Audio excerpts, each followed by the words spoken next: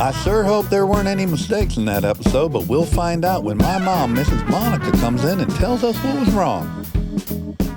Just real quick, what if I was, people do this. Some people wear sunglasses inside. Anna Wintour. Yeah, so you might like it. What if I wore sunglasses? I don't like not being able to see your eyes. Yeah, it's a bad look for me, but just what if? Try to wrap your head around the fact that I'm the type of guy that like, I'm always wearing my shades, you know? I'll be the dude in my shade. I'm always in my shades. I should have worn my leather. This is tricky, okay? This is a deep... This can change exactly how you feel about somebody, right? This little accoutrement. You putting that on is going to change your whole personality, right? Right. So what do I do if I hate your new personality, but I love you? What happens? What happens?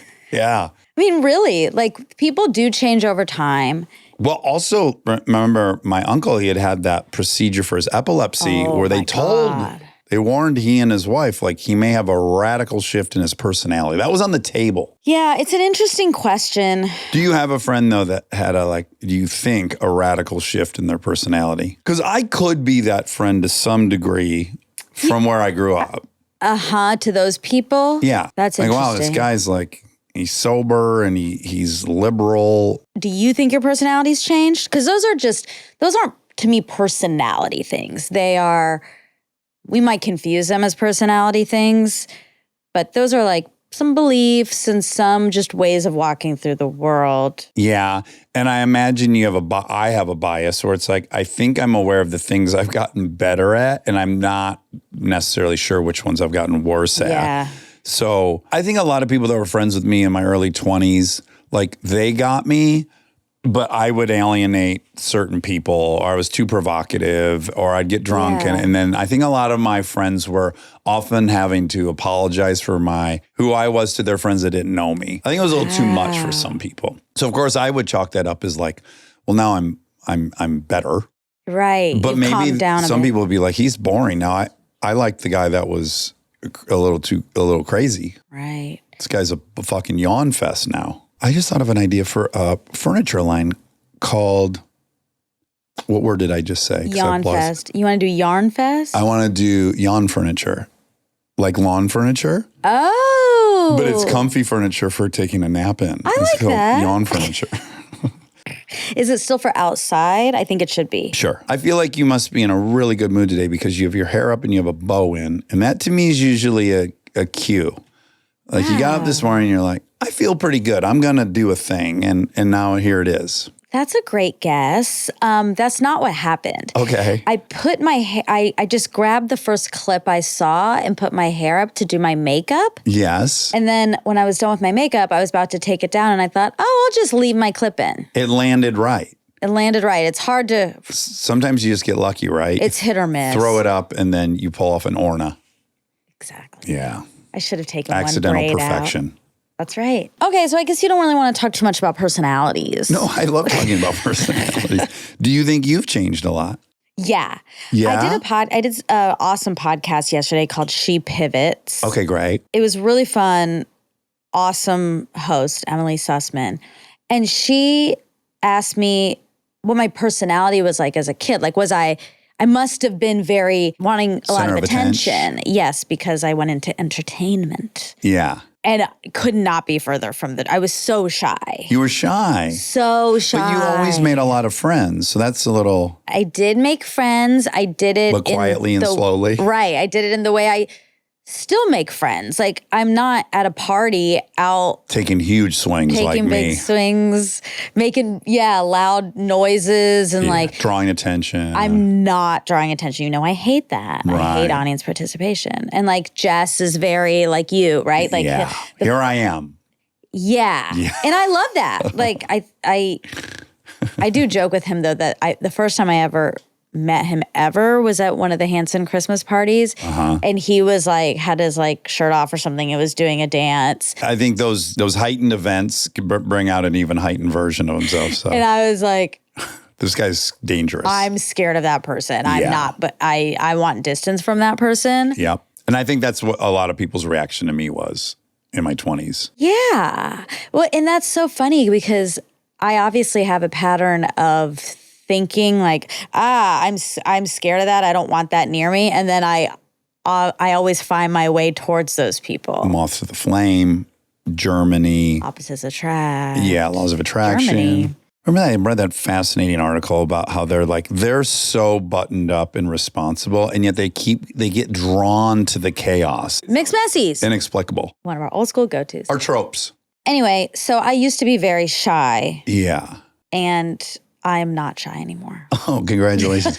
But I can't imagine anyone would miss your shyness. Ooh, that's a great question. My mom probably misses it because I was probably nicer. I know what you're about to say, and Nicer? I don't think you've ever been shy to your mom. Well, no, I wasn't, but I was stuck to her hip. Okay. That would have been nice. Yeah, like a little monkey. Yeah, but actually this is probably a lesson for her. She probably didn't like that. She was probably like, can you go away? No, she never said that to me. But she was probably like, I need some space. I've been working all day and then there's just a kid here. Yeah, glued to me. Glued. Oh, that's sweet. You were glued to? Nermie? Yeah. Oh. Well, mainly in public. Okay. You kind of hide behind her body the way kids do? I guess. She would describe it as, it was always kind of glued to her. My cousins, Mandy and Kelly, who are the funnest people on planet Earth. You'll remember they visited not too long ago and we had the very fun blast. Mandy is the younger sister and she has the same personality I do, right? Look at me. And then Kelly, who's my exact age, was very, very shy. And she would just move through the world hiding behind Mandy at all times, but she was much bigger. But I have such a clear image in my head of anytime we would leave our little bubble and be at a Kmart or a thing, Kelly would be behind Mandy. Yes. Like, go ahead, you do all this stuff I don't want to do for us. Interesting. It's, again, maybe a birth order thing. Oh my God, you would have loved this. So the update no one's asking for is I went to the dentist. Oh, right. And my hygienist was 5X's into astrology as you are.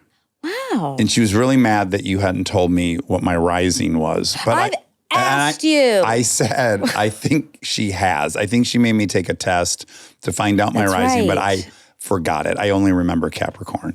But she was a Capricorn, but she had 5. And this is the thing about you guys that are really into it. All of a sudden you have all the signs because she's like, I'm such and such rising and I'm this waning and I'm blah. And I'm like, well, you got now a fourth of the signs. It's real. I loved her, by the way. Very fun hygienist. Great. She was swearing and stuff, which I love. That's fun. And of course I asked her because it had been almost to the day 7 years since I had been there last time. Sure. Yeah. And she was like, whoa, 7 years. I go, I know. And I'm going to ask you to do something that's really maybe even impossible to do because you already know the 7 years. But I'm going to ask you to pretend you don't know that and objectively assess my mouth to see how long you think it's been. Because this is what I asked last time I was here. And this is when she started swearing. She was like, oh my God, shit, yeah. You're just genetically lucky. You don't have any tartar. She's like, you have no tartar. And you know what she told me, which I find really fascinating, is remember my calcium heart score, which I brag about all the time. Yeah, you do a lot of bragging. I do a lot of bragging. It's unbecoming of a gentleman. Do you think that's a personality change or has that always been there? Well, no. In fact, what I was going to say, the grody part of myself that I think is diminished is I used to, if not directly brag, I was really trying to brag all the time. Okay, so that's gone down. It's gone down. That's good. And even now there's a zone of things I'll brag about. And there are things that I should be in trouble for, but I'm not. So that's the brag. So my calcium score, I was terrified to get it because of my diet. It's just meat. Mm-hmm. And so I was so relieved and delighted that it was 0. Yeah. Similarly, I haven't been to the dentist in 7 years. I've been one time in 17 years. That's disgusting. Because it was 10 years before the last trip. I know, it's foul. Everyone is throwing up their tuna sandwich in their car right now. I am bragging about it. And then here's my other justification. Because this is what I told her. She's like, yeah, some people genetically are lucky. They don't build up a lot of tartar, and that's you. And I said, I'm going to take it because I have some other genetic stuff that's like psoriatic arthritis and stuff. Sure. So like these things that I have that are just blessings from above. Yeah. My teeth. We all have a grab bag. Yes. What a great genetic lottery I hit with my teeth. Yeah, that's nice. I'm really lucky because I hate going. Speaking of bragging. Yeah. Something that you've bragged about recently that I've been excited to bring up. So the cognitive test. Oh, yes. Now it's your turn in the catbird seat. But there was a huge revelation that happened. I got my test results back. Hour and a half long with Dr. Richard Isaacson. Fascinating. All the cholesterol stuff. I started my statin. I told you that. Oh, right. All the cholesterol stuff, all the other stuff. Turns out, minus the cholesterol, which is really, really, really bad, but we're working on it. Everything's tip top. Wonderful. Yeah, everything's great. My liver's great, which I was worried about. Yeah, I would be too. Yeah, but it's fine. So I can keep powering through. You're built for it. Then the cognitive test results. And of course, I was very anxious about this part of it. Yeah, you thought you'd convince yourself you did bad. Yeah, even during it, I think I said on here, this is very, very humbling. And she said I had had people walk out and we got it, and I was like, yeah, this is really bad. I'm doing horribly. And then when and what I didn't even realize, we were taking an IQ test. I didn't realize that. Were we? Yes, the number is an IQ score. It is? Because there was none of the fun riddles that I love from IQ maybe the tests. kid ones, maybe different. No. The standard, to get into Mensa IQ test, has a ton of computation and long form pattern recognition and prediction. Well, this is pattern. There was a lot of pattern. Or no, maybe not pattern recognition. There was identifying, but there was no. It's not like they would go ADH. What's the next letter? I love that's those. True. Okay, well, whatever. Anyway, right. It is what it is. Okay. So it was an IQ test? Yeah. Why didn't he give us an actual number? Did he give you a number? He did. He gave you a number? That's my whole thing. Okay, so he said, cognitive test, don't worry, your cholesterol hasn't affected your brain yet. Or what if you were even smarter? Okay, well, we'll get to that. So he said, hasn't affected your brain yet. You did fantastic. The guy, who evaluates it said words like superior, excellent, wow. So I was just so relieved at this. Yes, of course. And he said, you did a teeny bit better than your co-host. And I said, yes, this is so exciting. He's been bragging so much. Yes. And he said, well, actually, I don't have the numbers. One of you did a little bit better. I was like, Okay, so one of us did a little better. And I said, oh, man, well, if it was him, I think this is because of the seahorse and racism. Sure. And there was an Indian man also on the call, and I was asking him about seahorses. He also was very hazy. Really? Yeah, he was like, sea monkeys. Wait, you had 2 people on your call? I had 8 people on my call. Why did I only have 1? I think I'm a very interesting case. Oh, wow. They He did say I'm an interesting case. Okay. So anyway, while I was commiserating with the Indian man on seahorse sea monkeys, Dr. Isaacson told Holly to pull up our actual numbers. Okay. And when he was doing it, he goes, oh my God, are you serious? It took his breath away? Holly, are you serious? Is this real? We scored the exact same score. Oh my God, what could to the 10th of a point. Oh my God, nothing could be better. Nothing. No one's hurt feelings. I know. Yeah. I think my dad did that for us. And obviously we both definitely scored differently in parts, but it all added up to the exact same number. Because again, there's all these columns of intelligence, and some of them I know I did terrible on. So the fact that our terrible things evened out to be the same. So they give you an IQ score? We'd cut it out, but I will. I wrote it down, but now I forget it. But hold on, I sent it to Eric. I still don't think it's an IQ test, but I'm gonna, unless it's great, then I'm gonna say it's a really good IQ test. Do you know what I'm saying though? Where you have to get those really good riddles. This is an IQ test. Okay, sorry. It felt like a memory test. Okay. Oh my God. Okay, our number is... First, before you tell me, have you taken a bunch of IQ tests? I've taken a bunch. So I told my mom the number. Yeah. And my dad. I was like, good news is my brain is doing well. This, whatever. I explained the whole thing and I was like, this is my score. And my dad was like, yay, that's great. And my mom was like, well, when you were 5, you got 5 points higher than that. Or 7, when I was 7. Okay. So I was like, okay, well, she's keeping me humble, you know? Wait, hold on. Yeah, reject that. I'm not trying to make you mad. This is my own self-preservation. That was your score. Okay. I don't know what to tell you. That's lower than I want. Yeah. And actually, I wasn't going to say this, but now I'm going to say this based on your reaction. Okay. To me, it's so telling about men and women.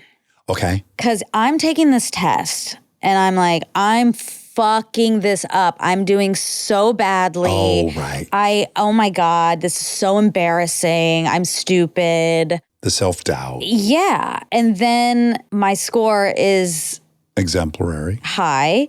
And I think men don't do that as much. Or let's take you who ended up with the exact same score as me. Okay. This is a great comp.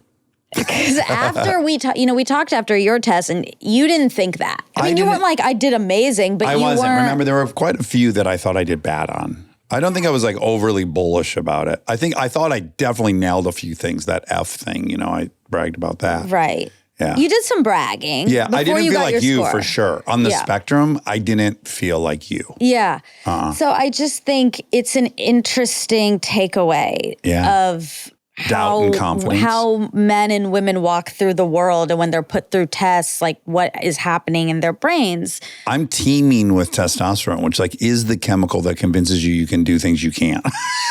Right. And it's just funny. Yeah. My brain was more what you were thinking, Monica, after I took the test. Right. As a comp, we got the same score, which is why I can say that. Because I didn't do poorly. Right. And yet you thought you did. Yeah. Yeah. And I wish I could do these things with more confidence. Right. Like borrow some of that feeling. I wonder, if we dug into it, what's under that? Is it for you that being smart is a very defining characteristic, and so here's this thing that has the potential to destroy your identity? I'm just throwing something out. This isn't what I think per se, but I'm just spitballing now. Is it that the stakes were higher for you? Whereas for me, it's I know I'm going to tank a lot of this and I don't. In fact, that's what our fight just now was. You're like, I reject that number. I'm higher than that. Well, because I've gotten better scores than that. And so, of course, I'm going to believe the one that made me seem the smartest. That's my self-interest. Yeah, so you don't have what you're saying you have. You believe You're right. and think. That's a paradox. Yeah. It's a paradox. Yeah, I don't know. I think also women, a lot of girls are told girls don't score as high on tests or girls aren't good at math or girls aren't X, Y, and Z. Right. And STEM. I am in there thinking I mean, it's all subconscious, but it's I can't be very good at this. Yeah. And it'd be interesting to know what young girls now, because when you grew up, the admission rate for men in STEM at universities was still in the 80s probably, right? But now it's completely flipped. So now 2/3 of girls are getting into college and only 1/3 of boys, or whatever the number is. Pretty crazy now. Yeah. I watched the, I guess it was a holiday concert. Oh. Last night at Lincoln School. Oh, nice. And as you would expect, lots of bawling. Yeah. I'm watching all these little girls. Yeah. It's all girls school. So cute. And they're singing and it's so beautiful. Yeah. And I'm crying. Yep. And then I look at Krista at one point and I go, daughters are really the best thing this planet has to offer. They're the best thing that this planet has to offer is little daughters. Yeah. Fuck me. I was looking at all of them. They're so cute and sweet. Oh, yeah. Gotta protect them. Yeah. Oh, man, it was so touching. I was also tripping the fuck out that I have a daughter in a Catholic school outfit. In a bazillion years. That is so funny. That is not what my fantasy of having kids was. Yeah, I know. Yeah, it was great. That's sweet. Do you think a lot of men feel that way? About daughters? Mm-hmm. I think a lot of men want to have a son I mean, I could spitball for an hour on why that is, just historically, what that has meant until recently. But the second you have a daughter, every man I know that has daughters, the first thing we say to each other is like, aren't we so fucking lucky? Like, we got so lucky that we have these girls. And you know, that study that just came out that adds like 1.5 years to your life per daughter you have, and it's cumulative. It does something very good for us.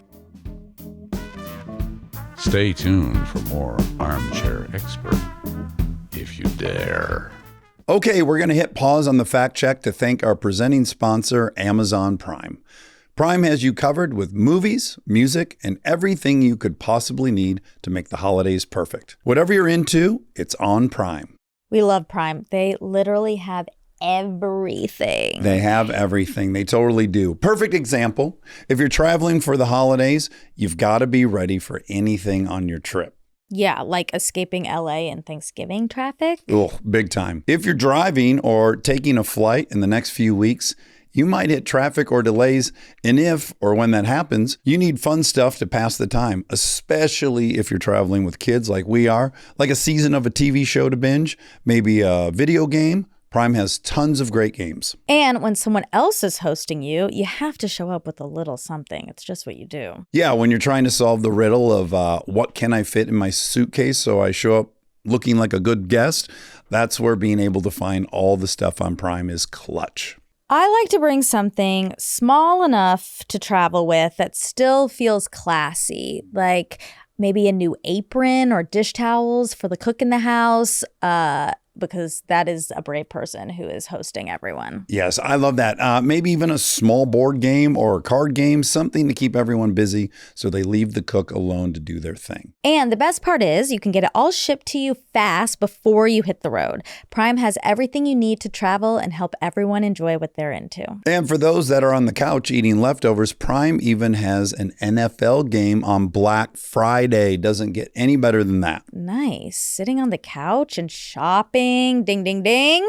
While watching football really is peak Thanksgiving. From streaming to shopping, it's on Prime. Visit Amazon.com/Prime to get more out of whatever you're into.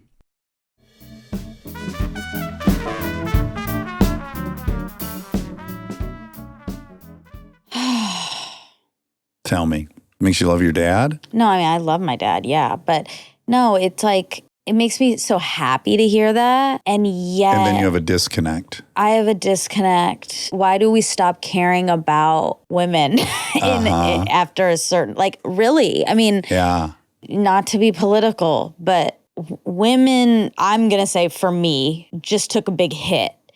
And from men and women, right? Oh, yeah. So that is so curious to me. How we can like look at these, be so proud of our daughters and, you know, want the best for them. And I believe that. I believe that most people want the best for their children, and half of their children are girls. Yeah.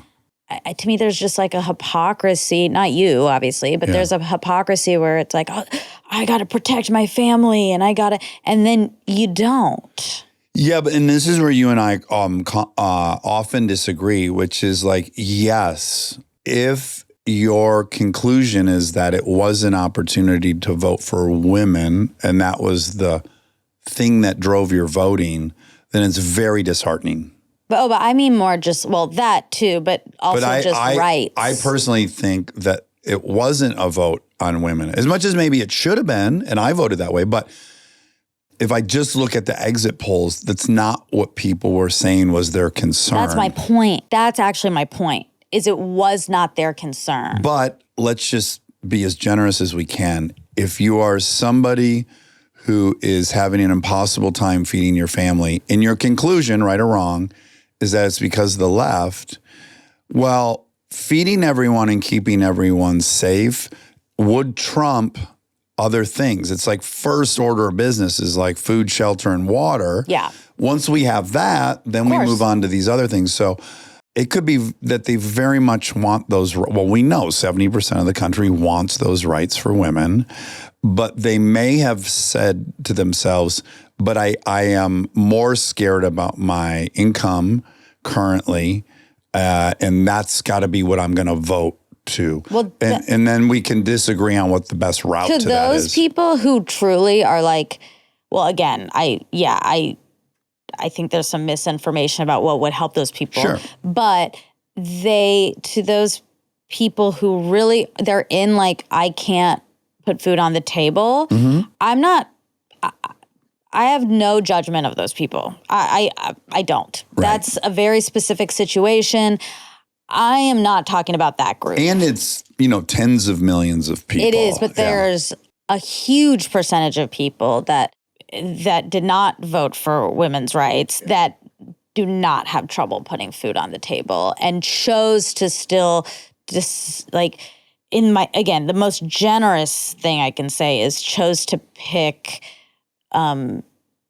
their tax dollars over women's rights. And there is just, to me, there's a disconnect between the way we think about young girls and then what happens overall. It's just I think people just triage their priorities, I think it's, and for you, which is totally understandable, that's number one for you on all the issues that were being voted on.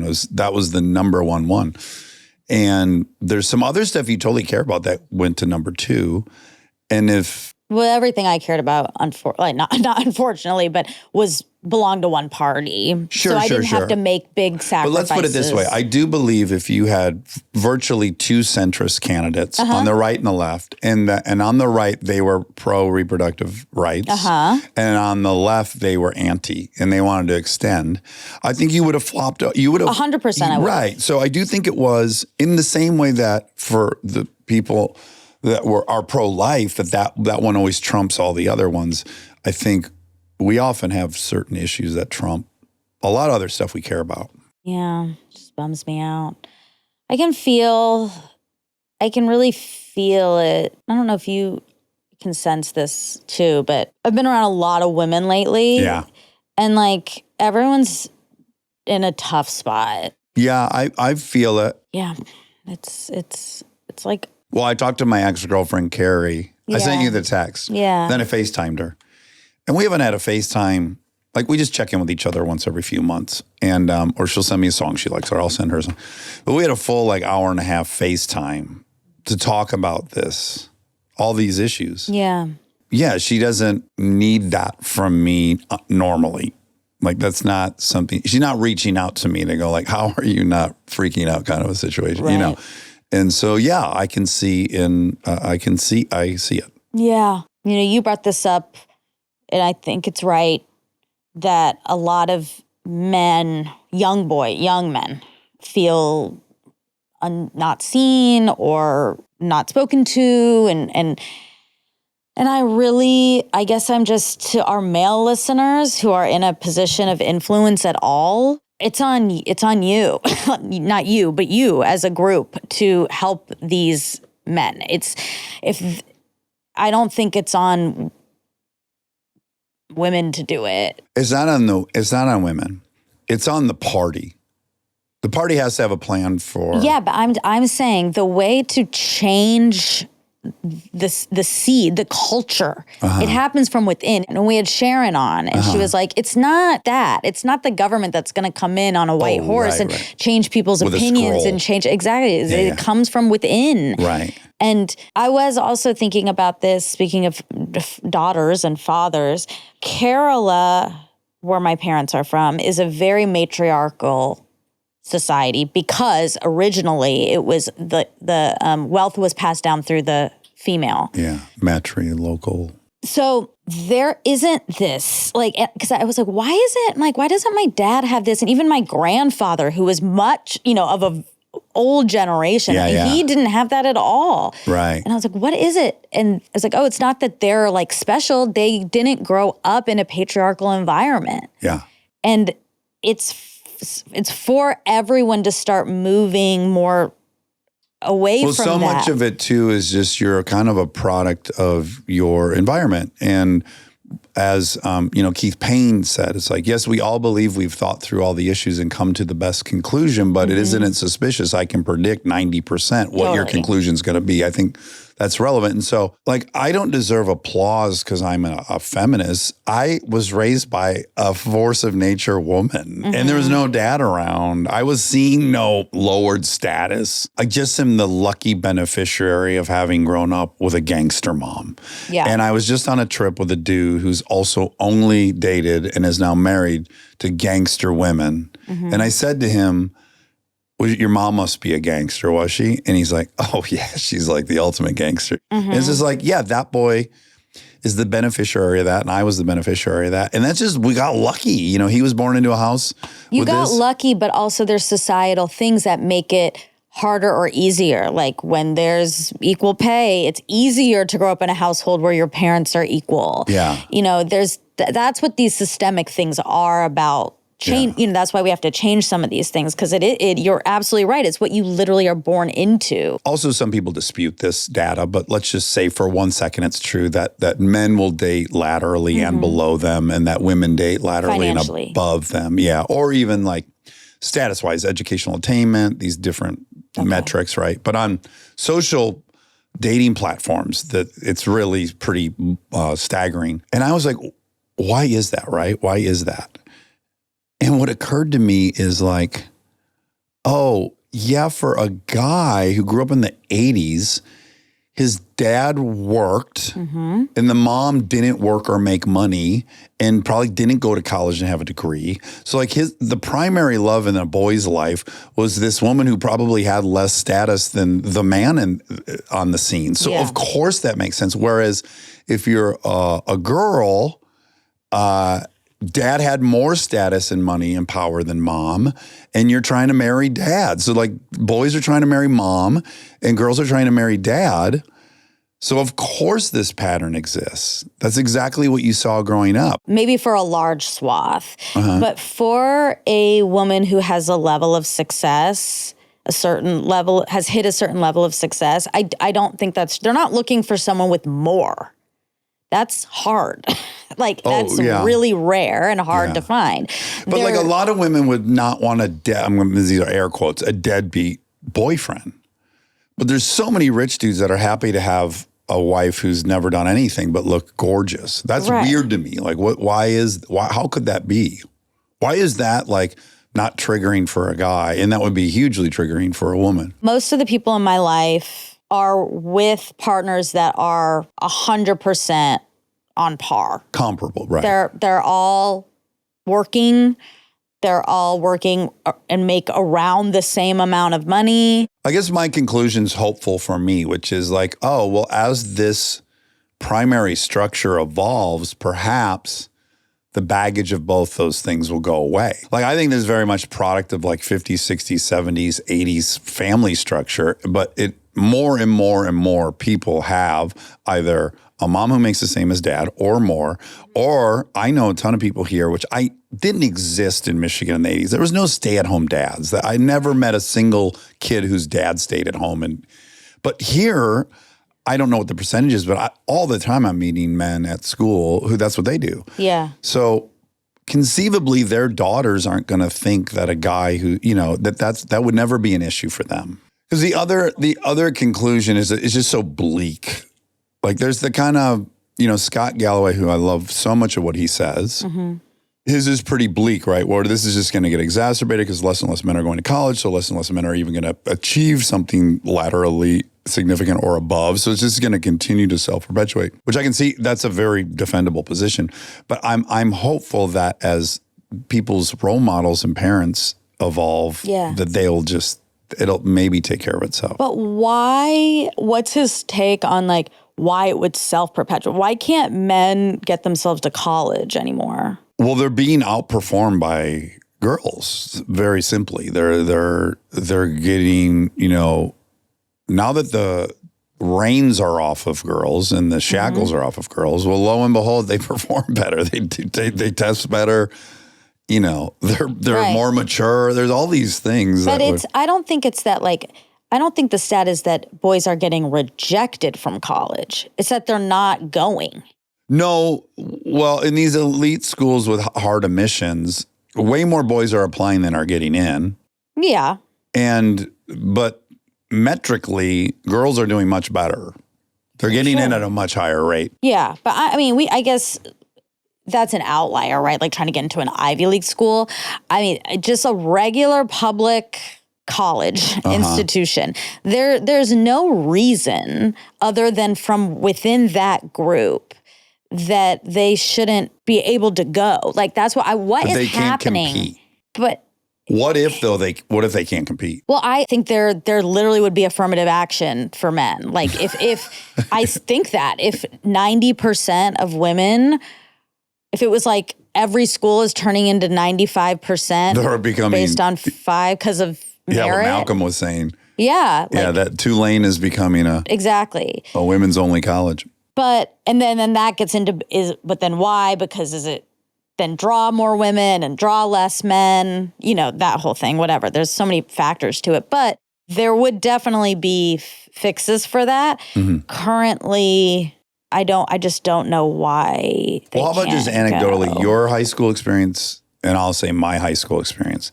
So on average, girls were much better students than the boys. Like the boys were highly distracted. You know, they were distracting in class. I was one of them.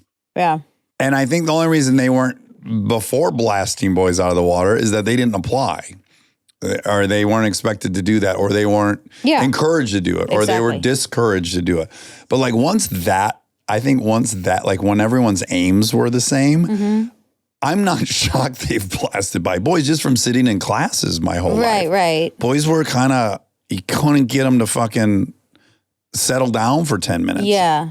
I don't know what's happening there physiologically, but I'm not shocked that now that the governor's off girls that they're doing better. That doesn't shock me at all. Well, it's not shocking to me that they're doing better, but it doesn't explain to me why men are just dropping off the map. I think what men are feeling is we made a very specific decision about 30 years ago where we said, okay, our economy is transitioning from a manufacturing economy to a brain economy. And we're going to invent stuff and we're going to administrate and we're going to do all this stuff. And then, so NAFTA is a very appealing policy because we're not going to be manufacturing anymore. It'd be better to get cheap labor in Mexico.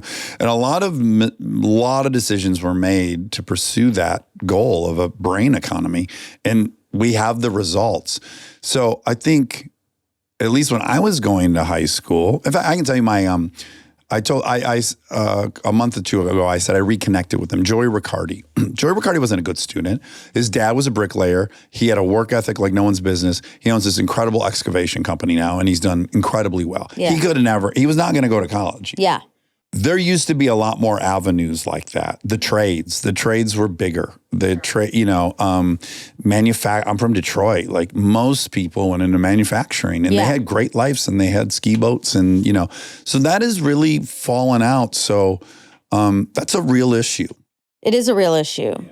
But in the same way that when we talk about AI here, and if I say like, well, I think we should put regulations, and you're like, well, we can't because we have to compete with these other countries. They're not going to stop. And I say that not because I don't agree with you. I say that because I think I'm working backwards from a reality. I don't think we should do that. Yes, so I'm making the same equivalency. Like if we said we're not going to be a brain economy, how the fuck are we going to compete with China and India and these other countries that are full brain economy? But luckily we have some models. So it's like Germany is doing both things.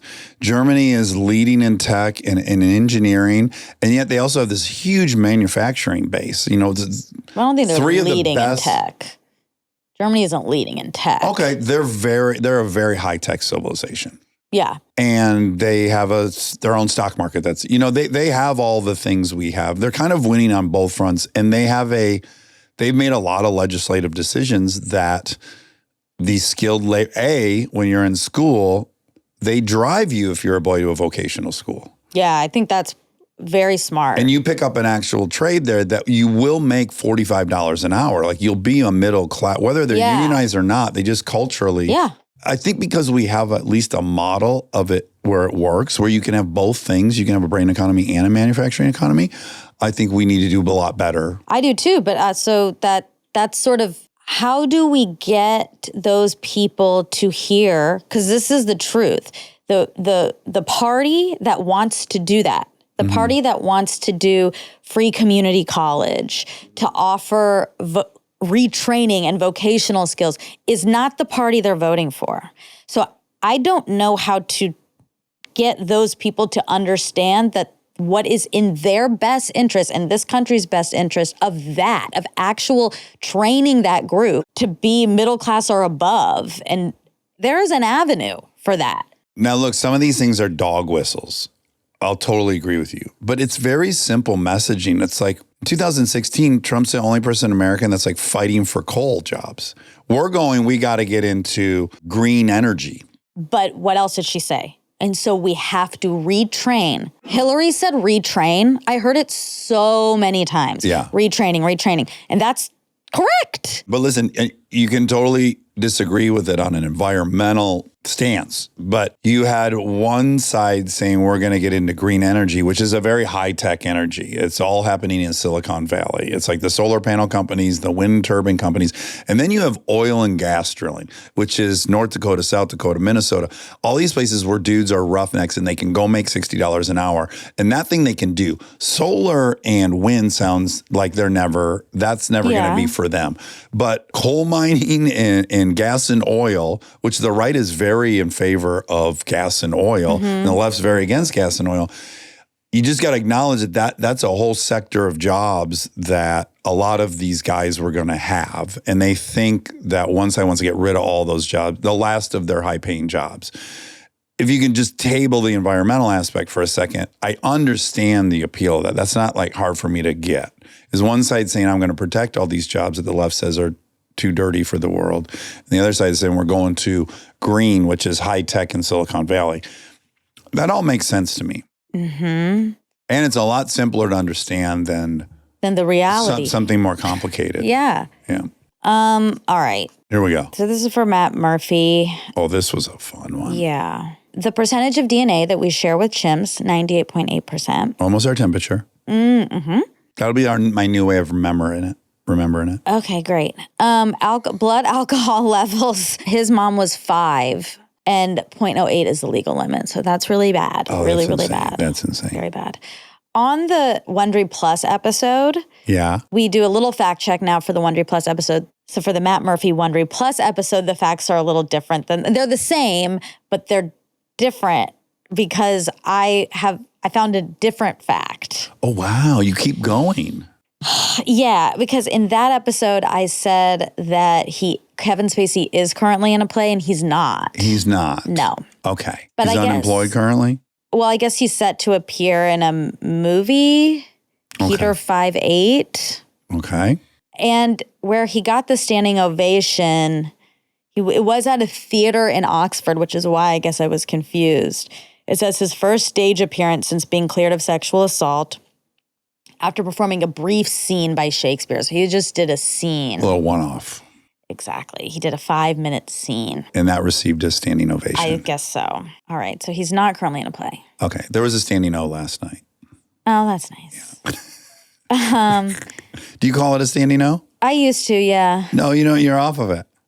Am I doing something dorky? I haven't said it in a while. It's a little, I love it. Go ahead. It's a little dorky. No, it's fine. Okay. You said 25% of boys are molested-ish. And the last time we talked about this, I was like, yes, I found that stat. Now that stat's gone. They took it off the internet? Yes, it's gone. And what's left is 1 in 6. I guess that's this big number. And then there's a site called 1in6.org. Then all these other places are saying 1 in 6. I looked a lot for the other thing and I couldn't find it. And I kept finding 1 in 6. One could be data from today and one could be data from the 80s. Like I'm always referencing Body Keeps a Score. Yeah, and that stuff was all about the generation in the 80s. But one is data from today and the other's data from last week. Oh, no, I don't have an explanation for that. But I could see where from my generation to my kids that it has dropped. Yeah. Also, that's nuts. If you're at a football game and you're looking at those many thousands of people and you're saying 1 of every 6 people you see. It's awful. It's crazy. Okay. That's more than that have been in a traffic accident. Yeah. I don't know those stats. But. Okay, so are you more likely to be sexually abusive if you were sexually abused. Again, some conflicting info. There's stopitnow.org, which we talked about. Stopitnow.org says, no, you're not more likely to be. There is a study by the NIH. Among 747 males, the risk of being a perpetrator was positively correlated with reported sexual abuse victim experiences. The overall rate of having been a victim was 35% for perpetrators and 11% for non-perpetrators. Of the 96 females, 43% had been victims, but only one was a perpetrator. A high percentage of male subjects abused in childhood by a female relative became perpetrators. Having been a victim was a strong predictor of becoming a perpetrator, as was an index of parental loss in childhood. And that is all. Well, I love you. This was fun. Yeah. You rose to the occasion of your Barat. Thank you. I rose to the occasion. Yes. It's a rose. Oh, it is. Yeah. Oh, my Lord. All right. Love you. Love you.